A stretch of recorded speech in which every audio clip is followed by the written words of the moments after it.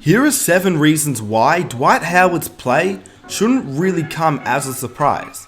Before I get into the video, if you enjoy these types of videos, be sure to smash that like button. Let's see if we can reach 1,000 likes for the next video. If you're new around here as well, be sure to hit that subscribe button for NBA content every single week. With that said, let's get on to the video. Firstly, we need to break down the obvious before we get into the 7 reasons. There's a few Dwight Howard myths that need to be debunked before we get into the 7 reasons. So if you want to click to the 7 reasons, I'll put a timestamp in the description, but I think you should firstly listen to a few things that need to be debunked. Number 1, Dwight Howard being a bad teammate.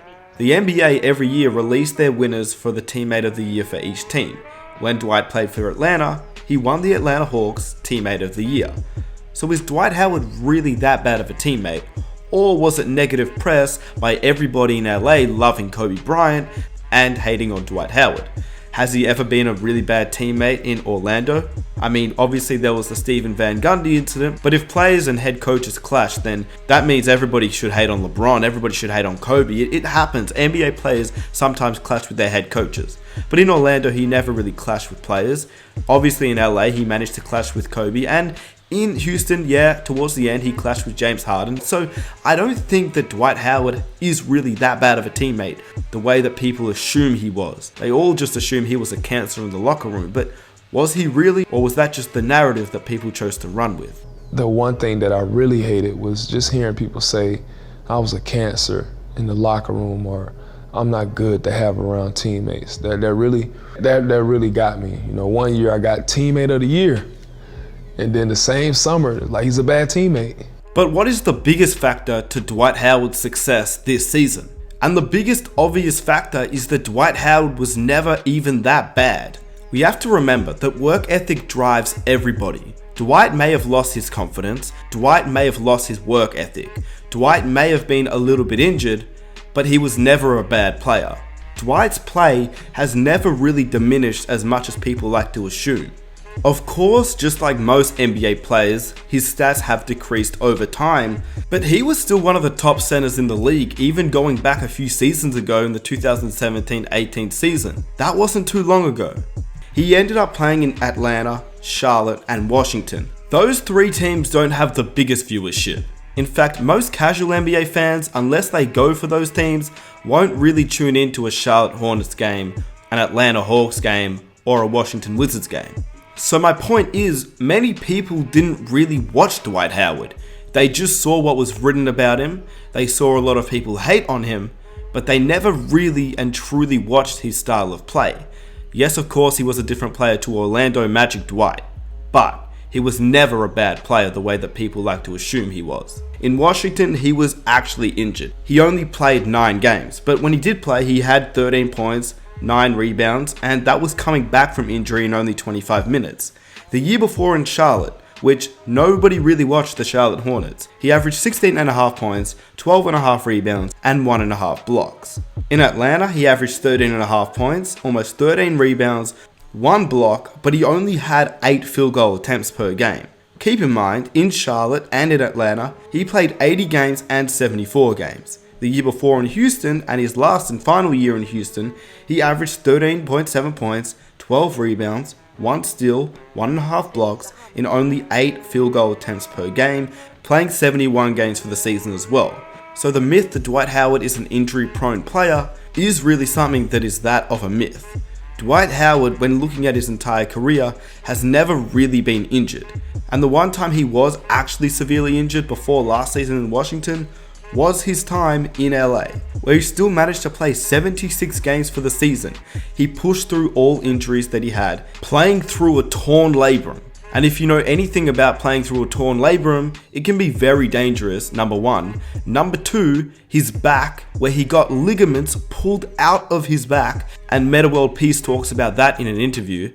And thirdly, he played through an injury in which you're meant to be out the entire season, but he still played through it.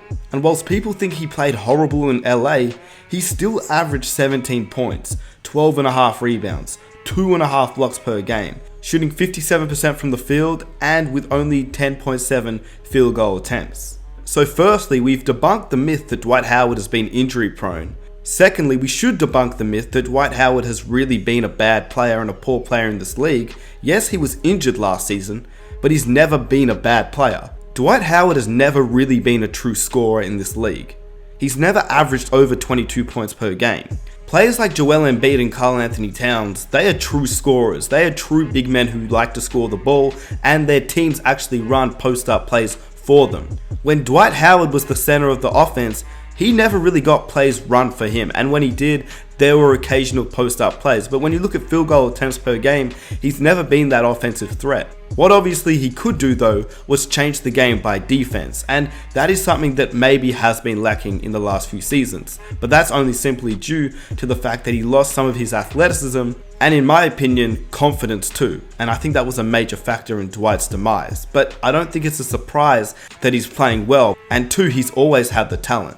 So, at number 7, Dwight Howard's focus is there. He's playing hard on both offense and defense, and you can tell that he's really motivated to achieve big things. Let's be honest, he's on a $2.5 million contract. He doesn't play for money. He doesn't play for anything other than to win. He knows what LeBron James brings. He knows what Anthony Davis brings. He knows his role on his team, which is something that I don't think he's actually had in the last few seasons. He knows what his true role is, and he knows how to play his role well. He doesn't have to handle the offensive workload. He doesn't even have to handle the defensive workload. He just has to go out there and show hustle, show emotion, be a presence on the offensive and defensive side of the court, and just grab rebounds. That's his main focus. At number 6, the Lakers are actually starting to run some post-up situations for Dwight Howard. Dwight has never really been an offensive threat, and teams have never really ran offensive plays for him. But with the Lakers and LeBron James, when Anthony Davis is off the court, they do seem to feed Dwight Howard, mostly in the pick and roll situation, obviously, because that's what he's best at. But surprisingly, they are looking to feed him at times in post-up situations, and you can tell just through that he has been working out and working on his post-up moves. At number 5, I think that having LeBron James plus another point guard, whether it's Alex Caruso, Quinn Cook, even Avery Bradley, and of course when Rondo gets back, having two facilitators there to feed Dwight Howard the ball is something that I don't think he's really had in a long time. Kemba Walker is not really a facilitator. He's more of an offensive threat at the point guard position. In Houston, he was playing alongside James Harden, who definitely is not. Even though he gets a lot of assists, he's very ISO heavy, and of course he's definitely very ball dominant. And even Dwight Howard said, and I quote, "I haven't had a system where I can be who I am since I was in Orlando. The fact that I played with Kobe Bryant and James Harden and they were ball dominant affected me." Now, of course, Dwight Howard isn't going to be the main center of attention. But when you do play with a guy like LeBron James, who was a pass-first player, he obviously fits better with LeBron, and I think we've seen that so far. He draws the defender when he drives in, leaving Dwight with open space. Whether it's with a lob or whether it's a missed shot off the glass, to stop LeBron, you have to bring a second defender, which is why Dwight ends up with a lot of open looks under the basket. They collapse more on LeBron than they ever did with Kobe Bryant, James Harden, and Kemba Walker. Obviously, LeBron James, as we all know, is one of the greatest players of all time, and when he drives in, normally you have to bring help to stop him from finishing around the rim, meaning that under the basket, he can always make the right play, and that's what we've seen so far. At number 4, you can tell that Dwight Howard is gaining some of his athleticism back. He's starting to loosen up, he's starting to get in NBA ready shape, and his back seems to be a lot better. He took a whole year off last season, meaning that he's fresh and ready to go, and you can see now that he seems fresh, he seems more athletic than last season, and you can tell he has a little bit more bounce. At number 3, even though a lot of Dwight's points are off putback dunks or alley-oop plays in the pick and roll, you can see that Dwight's clearly developed more moves than he originally had when he first arrived in LA. He works out every day, and because he's playing less minutes during the game, he now stays after the game to work on his game even more, which I think has actually helped him a lot. And this has become an after-game ritual for Dwight Howard, something that he never did previously, proving that he really wants to be there and show why he can still play in the league.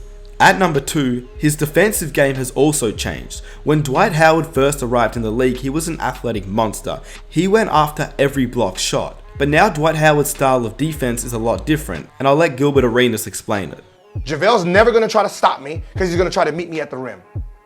So he's going to give me the lane, which most jumpers do.